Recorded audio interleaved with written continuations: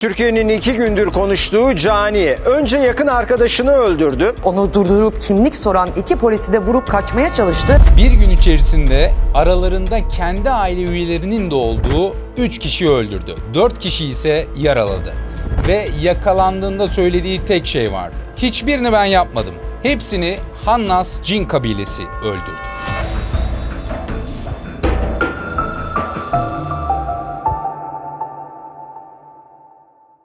Bugün cinayetleri kendisinin değil, Hannas Cin kabilesinin yapmış olduğunu söyleyen Güven Güler dosyasını inceleyeceğiz. Videoya geçmeden önce abone olmayı, hype'lamayı ve like'lamayı unutmayın. İyi seyirler.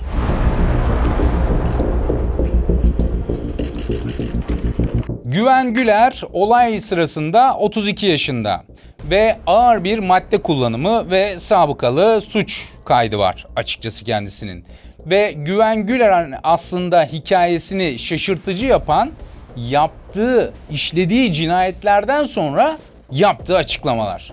Çünkü yaptığı açıklamalar suçu tamamen kendinden sıyırarak bütün suçları ben değil Hannas Cin kabilesi işledi, onlar yaptı'yı söylüyor. Peki nasıl Hannas Cin kabilesi yaptırdı bu cinayetleri? Güven Güler'e göre, kendisine göre açıkçası sebepleri vardı. Bu neydi? Daha önce tartıştığı amcası kendisini vuruyor ve beyninde, yani kafatasının içerisinde mermi çekirdeği kalıyor. Ve riskli bir bölge olduğu için o çekirdek çıkarılmıyor. Ve çekirdek çıkarılmadıktan sonra Güven Güler'in söylediği bir şey var. Bu çekirdekten sonra, yani mermi başıma girdikten sonra bana Hannas Cin kabilesi musallat oldu ve beni emri altına aldı. Peki Güven Güler'in ifadesindeki Hannas Cin kabilesi öldürdü bu kişileri, ben öldürmedim ifadesinin aslında temelinde gerçekten bir cin musallatı mı vardı? Bir psikoz mu vardı? Yoksa tamamen kendini suçtan sıyırmak için atılmış yalanlar mıydı? Bir insan neden bunu söyler ve gerçekten sebep cin olabilir mi? Bunu biraz sonra detaylıca inceleyeceğiz zaten. Güven Güler'in söylediği bu ifadeleri çöze çöze, adım adım, anlata ilerleyeceğiz. Güven Güler'in ilk cinayetine gelelim. 19 Eylül 2022 tarihi. Güven Güler yakın arkadaşı Ergül Maden'i evine çağırıyor. Ve evine çağırdıktan sonra sebepsiz yere, kendisinin verdiği ifadelere göre, bir kavga yok, bir darp izi yok, hiçbir şey yok. Veya daha öncesinde de bir husumetleri yok. Zaten adamın yakın arkadaşı. Ve ilk cinayeti Ergül Maden'i öldürerek gerçekleştiriyor. Yani arkadaşlar burada ilk cinayetini en yakınından birini öldürerek gerçekleştiriyor. Peki bir fail neden en yakınını öldürür? Ya da ilk adım neden en yakınıyla gelir? Şunu hatırlamak gerekiyor.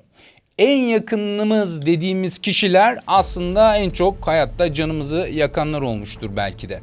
Çünkü en yakınlarımız bize karşı, biz onlarla duygusal bir bağ kurarız, onlar bizle duygusal bir bağ kurar, beklentiler artar ve hassasiyetler artar.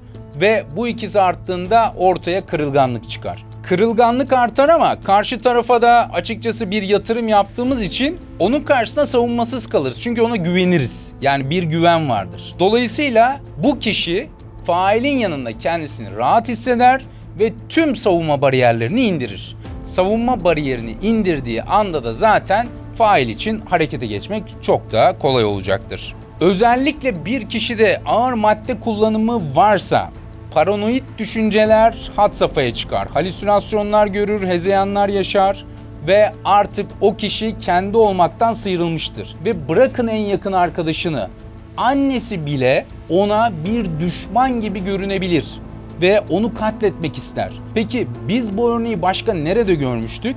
Daha önce işlediğimiz Beton Özlem dosyasında aslında buna tıpatıp aynı bir örnek görmüştük. O da yaşamış olduğu problemlerden dolayı en yakınını, yani annesini bir tehdit unsuru gibi algılamıştı. İşte tam da bu yüzden bazen dışarıdan bakıldığında bir cinayet sebepsiz görünebilir. Ya nasıl olur da öldürür diyebilir. Ama bizim gördüğümüz dışarıdan olan şey failin içerisinde ise kendi iç dünyasında karmakarışık bir hale alabilir. Güven Güler cinayeti işledikten sonra aynı gün bu sefer Ayhan Meşegül'ü bulmak için evine gidiyor. Ve Ayhan Meşegül'ü aslında öldürecek. Ama kapıyı çaldığında kapıyı babası açıyor. Ve babası açtığı için aslında Ayhan Meşegül'ün evde olmadığını söyleyince orada bir tartışma çıkıyor.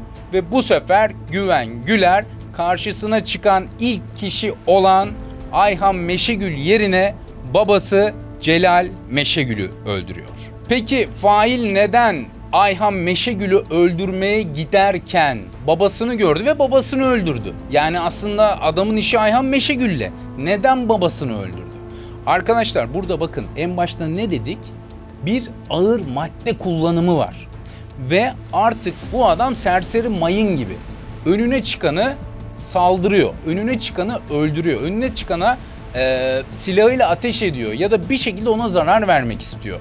Ve bu noktada Ayhan Meşegül'ü bulamayınca tüm öfkesiyle babası Celal Meşegül baş başa kaldı.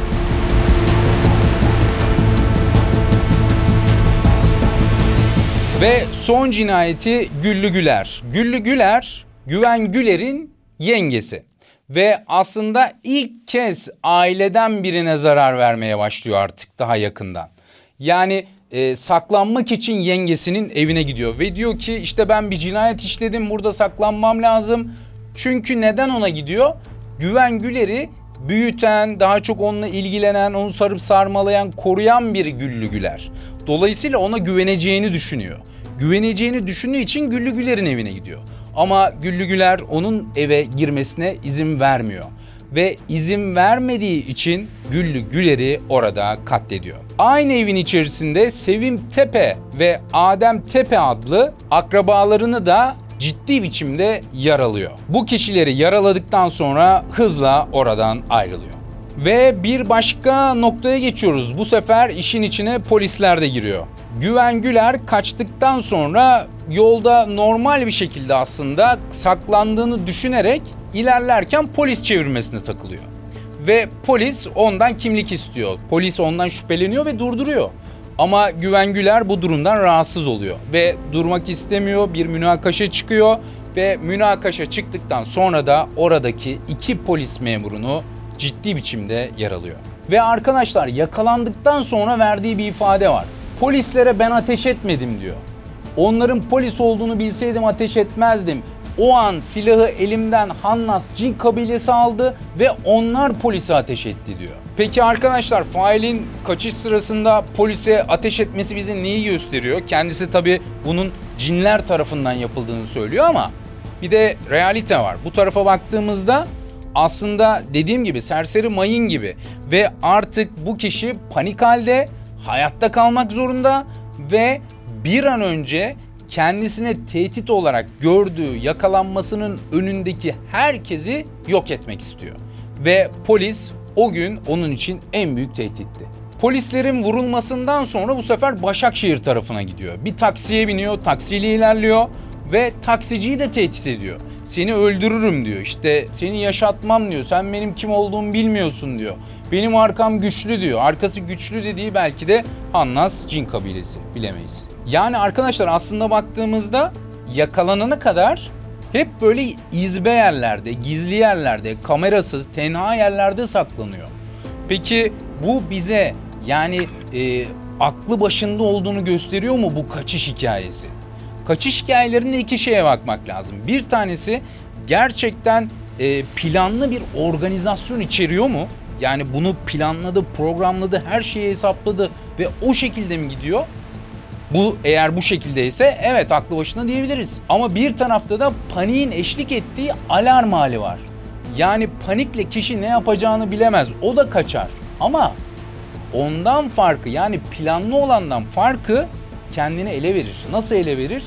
Hareketleri anlamsızdır, yapmayacağı hatalar yapar, tenha yerlerde gezmek yerine polislerin önünden geçer, polise durduk yere saçma sapan sorular sorar, psikolojide kelime salatası dediğimiz laf salatası yapar, kelime salatası yapar, fikir uçuşmaları vardır ve açıkçası böyle bir durumda kendisini ele verebilir. Ama planlı ve organize bir halde ilerlerse bu hatalardan kendisini alıkoyan tarafta kalacaktır.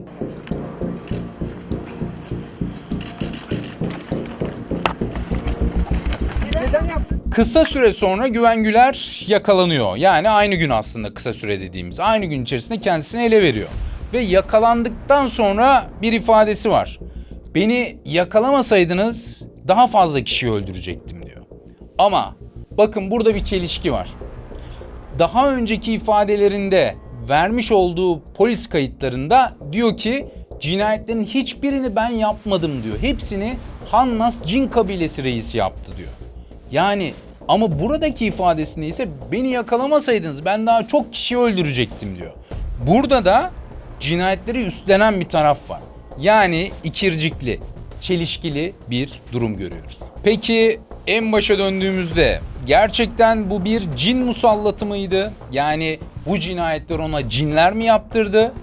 Yoksa tamamen bir madde kullanımına bağlı mental bir bozukluk veya bir psikoz muydu? Şimdi şunu hatırlamak gerekiyor ki bu kişi yıllar süren ağır madde kullanımı var. Ve yani en tehlikeli maddeleri kullanıyor. Ve bu maddeler uzun süre kullanıldığında da zaten çok tehlikeli maddeler olduğu için kişi hezeyanlar yaşamaya başlar. Halüsinasyonlar görmeye başlar. Hiç görmediği şeyleri görür gibi olur. Gelmeyen sesleri gelir gibi duyar. Ona söylenmeyen şeyleri söylenir gibi işitir. Yani aslında var olmayan bir hayatı yaşar. Dolayısıyla bu halüsinasyonlar ve hezeyanlar bir süre sonra kişiyi esir alır. Dolayısıyla bizim burada baktığımız dosyada şunu görüyoruz. Kişinin ağır madde kullanımına bağlı olarak kendi ifadesinde de sonrasında göreceğiz en sonda. Yani burada en fazla bizim dikkate alacağımız şey mental bozulmadır. Yani beynin tamamen artık sisteminin çürümesi, madde kullanımına bağlı ağır halüsinasyon ve hezeyanların artık onun hayatı olması. Kendisine göre ise cin musallatı. Bir de tabii şunu da unutmamak gerekiyor. Bu tür kişiler bazı durumlarda da suçtan paçayı sıyırmak için inanıyormuş gibi yapar bazı şeylere. Yani esas önemli olan şey şudur. Kişi gerçekten anlattığı şeye inanıyor mu? Yani cinlerin musallat oldurup ona bu cinayetleri işlettiğine inanıyor mu? Yoksa inanıyormuş gibi mi yapıyor? Bu ikisi de birbirinden tanı sürecinde ciddi anlamda ayrılacaktır. Arkadaşlar özetle bakmak gerekirse kişinin ağır madde kullanımı dolayısıyla yaşamış olduğu halüsinasyonlar ve hezeyanlar var. Çünkü polis kayıtlarında son ifadesinde de bunu açıkça görüyoruz. İlk önce cin kabilesi yaptırdı diyor ama madde etkisi geçtikten sonra ise ifadesi değişiyor. Diyor ki ben hiçbir şey hatırlamıyorum. Yani madde etkisindeyken anlattığı hikayelerin hiçbiri etki gittikten sonra ortada kalmıyor. Unutmamak gerekiyor ki kapıyı madde kullanımı açtıktan sonra içeriye peri de girer, cin de. Peki sizce bu olay gerçekten bir cin musallatı mıydı yoksa ağır madde kullanımına bağlı olarak görülen bir halüsinasyon, bir hezeyanlar silsilesi miydi? Gelin yorumlarda buluşalım.